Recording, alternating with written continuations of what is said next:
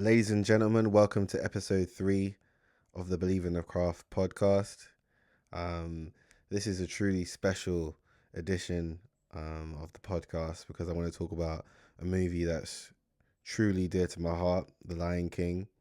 And from the movie, we can grab so many lessons, and there's so many themes that are relevant in our day to day lives. That it's been a movie that I watch on a regular basis, and I feel like we should all probably tap into during certain moments of our lives. So I'll give a synopsis of The Lion King. If you've lived under a rock and you haven't seen the film, whether it be the animated version or the remake or in theaters, it's a story about a young lion cub who's destined to be king. Simba, son of King Mufasa, and Simba goes through various trials and tribulations in order to become king of Pride Rock. Um, so at the beginning of the movie, we see Simba introduced to the Pride Lands, and there's clearly a destiny there. There's clearly a path that Simba has been directed to go on via the tutelage of his mother and father, Sarabi and Mufasa. And Simba is a young lion cub who's adventurous. He wants to explore the Pride Lands and is aware that he will one day be king. And I think that's so important. I feel like from the day you're given a name, that name is connoted with a destiny, is connoted with a path for you. That's why I believe that names are important. It's more than just a word. Your name is essentially part of your legacy, and it sets the tone for your legacy. So Simba moves a lot differently to the other cubs um, that are present in the Pride Lands because of the fact that his path is laid out for him to be king, essentially. Um, and I feel like if we establish a program for ourselves to become kings of our own dominions, kings of our own path from a very young age, it sets the tone for our life. It sets the tone for who we want to be, where we want to be, and how that program will be planned out for us. So that's one important lesson in The Lion King that I think can be tailored to our lives as young men. The fact that we must set out a program of greatness for ourselves in order to become kings, in order for that dominion to be and sovereignty to come into place in our later lives. So I think that's the first most important lesson from The Lion King is to have a program set for ourselves. And Simba clearly had that. Along the way, obviously there is Scar. Now, Scar is probably one of the most infamous villains in the Disney franchise because he's such a complex character. He is the brother of Mufasa, the younger brother, and he has a very, you know, he has a plan in order to take over the Pride Lands and to become king himself, as he has no rights to the throne, being the younger sibling of the king. So the throne will be passed from Mufasa to Simba, and Scar has a plan to bypass that and to become king himself. In life, I feel like we're given tribes. So we're given our family, and then we're given those who support us along our journey. Now, Scar is obviously family, but he's someone who's not supportive of Mufasa's plan for Simba, and he has his own agenda, and he's willing to do anything it takes to fulfill that agenda. And sometimes in life, we may have people that are close to us, whether that be friends, whether that be family, whether that be people disguised as friends and family, that want to sabotage and take and to become kings of our own dominion. Okay. And that's essentially who Scar is. Scar kills Mufasa and orders for the death of Simba via the hyenas. And luckily, Simba escapes the hyenas and flees from the Pride Lands, while Scar ensues, absolute chaos amongst the lionesses that are still in the Pride Lands by merging lion and hyena, who are sworn enemies. So Scar is the antithesis to everything that Simba and Mufasa represent, which is the circle of life, which is a balance. Scar wants to hunt everything, and he wants to disrupt the natural order that has been prevalent in the Pride Lands for so many years.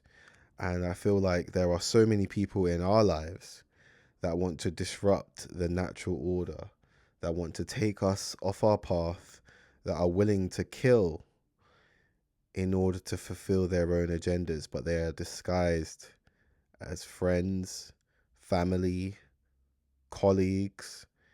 I could go so far as to say sometimes our own partners, our own romantic partners, can have agendas. And this could be fueled by so many things, obviously jealousy being one of the main emotions that fuel this, resentment.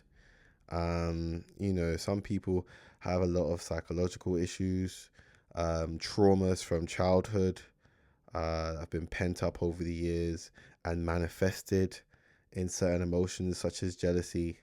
But we see this with Scar, and I think he's such an important case study. And I definitely like to see what Disney have planned with the new Mufasa film that will be released late this year, and the story that they have with Scar, because you can't tell the story of Mufasa without having an introspective look at a case study of Scar. So that's one thing I wanted to touch on. Also, the importance of knowing your destiny and path. So when Mufasa dies, Simba leaves the Pride Lands and meets Timon and Pumbaa. He almost forgets his identity, and he adopts this new mantra, Hakuna Matata, which means no worries. And he forgets his duties and responsibilities as King of Pride Rock, King of the Pride Lands. And he sort of adopts this nonchalant attitude of just relaxing and taking it easy, on the beach, in paradise. And that happens in life. I think a lot of young men, young women even, can sometimes forget their path, destiny, and purpose, forget the work that is needed to be put in order to become who we were destined to be. And we don't always get that cloud in the sky that tells us, remember who you are. You are my son. You are the one true king.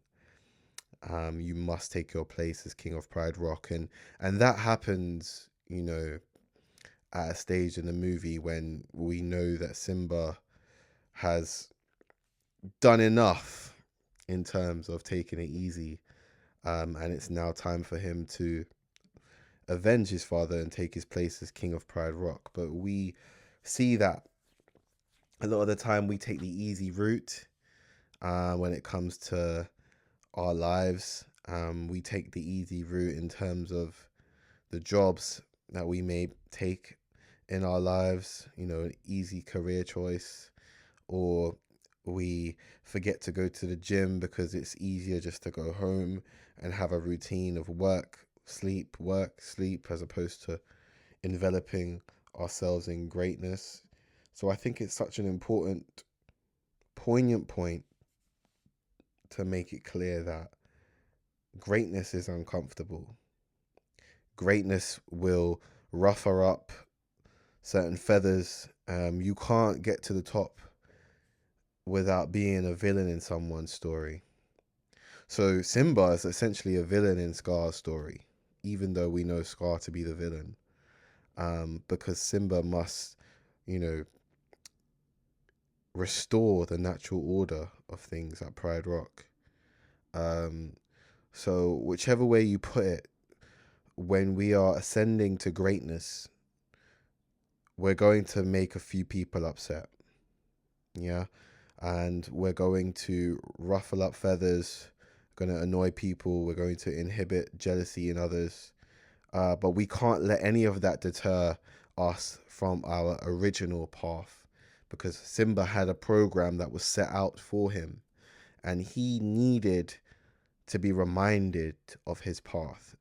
So I'm the lesson that I want you to take from today's episode is reminding you of your greatness, reminding you that you were came on this earth a God-given purpose to become great,